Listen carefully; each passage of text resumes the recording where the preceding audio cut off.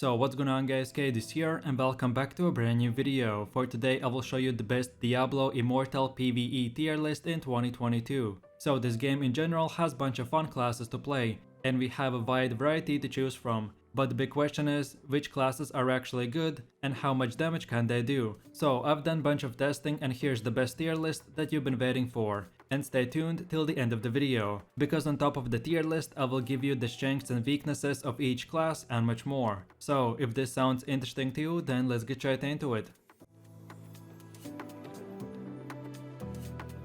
So then moving over to the first class, which is the Demon Hunter, and she gets to be placed in the S tier. So the popular Demon Hunter class from Diablo 3 returns to Diablo Immortal with a devastating arsenal of powerful abilities. She can do insane amount of damage to groups of enemies while moving around the battlefield at a safe distance, which makes her amazing for leveling, farming and endgame dungeons. The Demon Hunter is the best class for single target damage, which makes you very useful in group content. So then as far as your pros go, the Demon Hunter can move while shooting their auto attacks. This allows them to consistently deal damage while positioning themselves out of harm's way. The best part is that you can use abilities while moving and auto attacking, so this turns you into a death machine. And then lastly, if this wasn't good enough, then you can simultaneously activate your Vengeance and Reign of Vengeance skills to become the highest single target damage dealer in the game. Since most mobs die easily in Diablo Immortal, building towards a single target build is always the way to go. So then moving over to the cons, and Demon Hunters always lack in crowd control. The best skill in your arsenal is the multi-shot ability, which has great range and spread,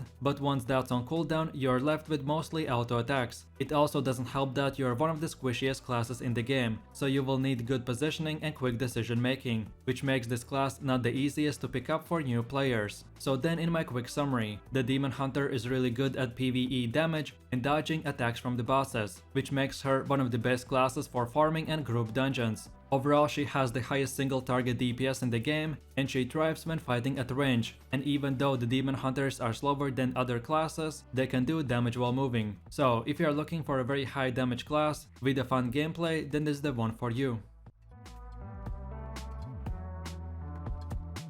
So then moving over to the second class, which is called Barbarian, and he gets to be included right in the S tier. So Barbarian is a savage fighter class that uses brutal attacks to crush his enemies. His amazing abilities to wipe out hordes of enemies with the AoE attacks makes him a great choice for leveling and farming. The Barbarian is an aggressive class that is constantly getting up close and personal to deliver devastating attacks. This class is the king of melee combat, so you will have to be most of the time in the heat of the battle, whether you're fighting monsters by yourself or leading your team into battle. Barbarian has many different skills that have crowd control, which allows you to endlessly pin down your enemies. And on top of being one of the best solo player classes, the Barbarian has some of the best group buffs in the game, once you get the correct legendary items, which makes this class must have in any group content. So then as far as your pros go, the Barbarian is one of the fastest characters in the game, and when using the right legendary items, you can give a speed boost to the rest of your teammates. On top of being insanely fast, they are also impressively strong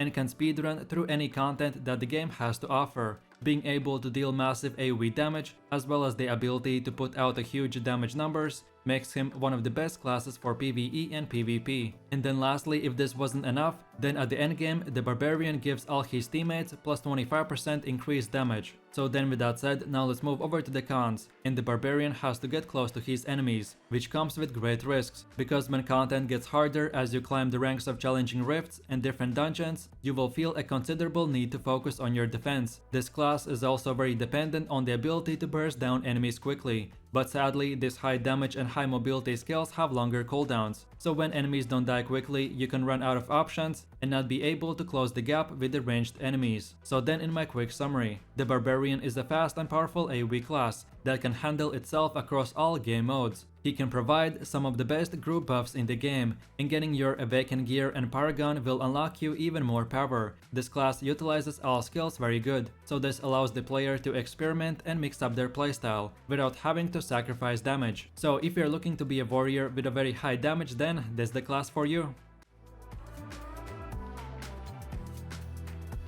So then going over to the next class, which is the Necromancer, and we will put him right in the A tier. So Necromancer is the master of manipulating life and death. With strong AoE and crowd control abilities as well as summons, he can deal massive amounts of damage. This class is basically really good at almost all roles. Its powerful summons make it by far the best class for solo content, and your strong support abilities provide a great utility in group content. And then lastly, corpses provide a unique resource to Necromancer that is unavailable to any other class, that you can manage to achieve super high damage. So then moving over to the pros, a Necromancer is very versatile and he excels at surviving and keeping his allies and minions alive. One of his abilities can taunt monsters, forcing all enemies nearby to attack you for a short time. One of your best gear pieces give you and your party a buff with 5 charges that can absorb 5 attacks no matter how much damage they do, so this is a very useful tool to use in endgame raids. Then as far as your cons go, Necromancer's only option for mobility is the rat form, and your best legendary ability uses the same slot as the rat form, so you will have to decide to sacrifice damage for mobility and go with full DPS playstyle, or instead have a bit better mobility. Then as well, this class's nearly all of the best abilities are short to mid range, so you have to get up close and personal with your enemies. While this does make you more squishy, keep in mind that short range abilities are usually balanced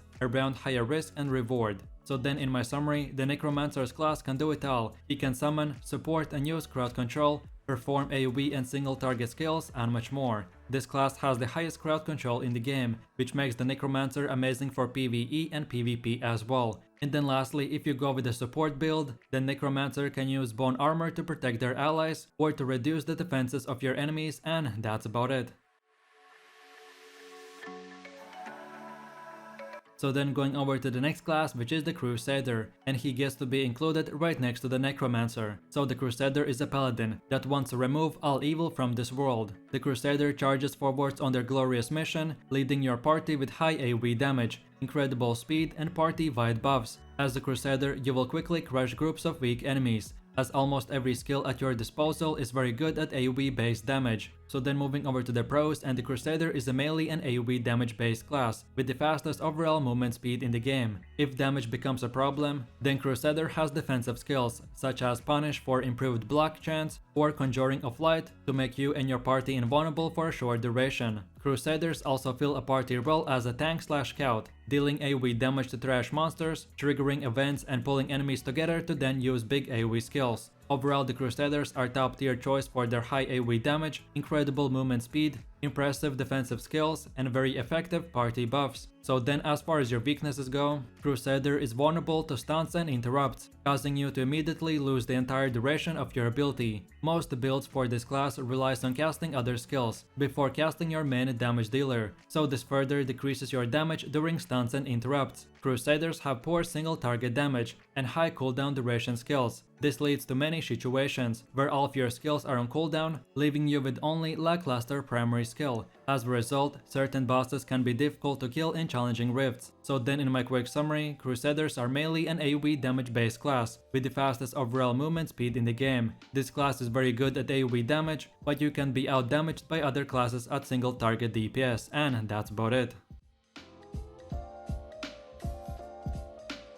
So then going over to one of the last classes, which is the Wizard, and we will put her right in the A tier. So Wizard is your traditional mage class. She can manipulate arcane forces, pushing her enemies into oblivion. Wizards are the pure spellcaster skills, wielding elemental magic with high AoE and crowd control. This class is definitely for strategic players that enjoy spell synergy combos, control over opponents, skill shots, and devastating damage. So then as for the pros, the Wizard can be played with ranged spells to deal damage from afar safely, or you can turn her into a battle mage for more up-close gameplay. One of her best skills is the movement skill called Teleport, which is used to instantly reposition during combat or to travel long distances quickly. When your teammates pull all the mobs very close to each other, the Wizard will unleash her massive arsenal, which will do massive amounts of damage. So then as far as your weaknesses go, the Wizard skills tend to have long cooldowns. Implementing strategy in which order to use these cooldowns is very important, especially for skills that benefit from being used together in combos. This is an intelligent base class, so you need to play smart to get out of the Wizard the best possible results. So then in my quick summary, the Wizard is a tactical mage class that is effective across PvE and PvP. This class can access many skill combinations and builds,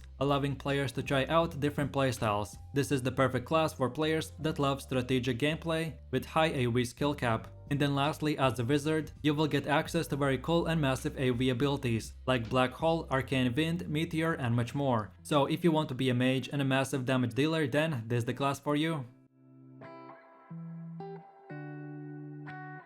So then moving over to the last and final class, which is the monk, and we will place him right in the B tier. So the monk is a master of martial arts. He is a fast-paced fighter class that in PvE can deal quick hits and does pretty nice DPS. With the power of gods in his fist, the monk performs attacks together to destroy his enemies, resulting in a fast and agile melee fighting class. The combat for monk is action-packed, and you will be able to use different skills together to create a bunch of devastating combos to destroy all the strong targets. So then moving over to your pros, and the monk is a melee damage class with the biggest arsenal of group support skills in the game, but this does not force you to assume a dedicated support role in parties, so you can carry your own weight in a group, and your support skills increase your viability and adds more exciting elements to the class. Even without going full support, you can give up one skill for protecting or buffing your teammates and much more. The overall mobility of the monk is high, with being able to dash around in any direction, allowing you to control the battlefield. So then as far as your weaknesses go, while the monk has a variety of skills available to them, most of them are situational, which leads to less variety in actual builds.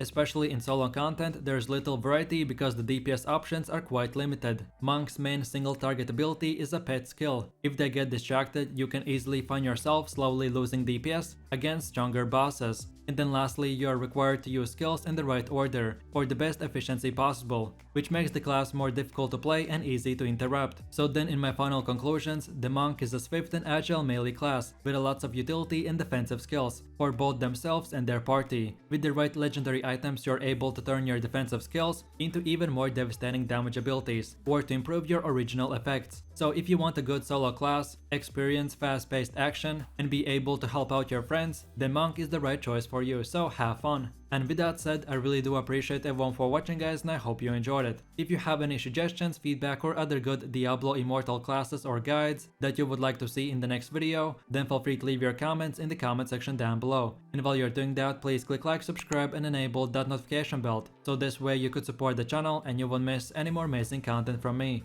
With all this said, you have an amazing day, and I will catch you in my next video. So take it easy, peace.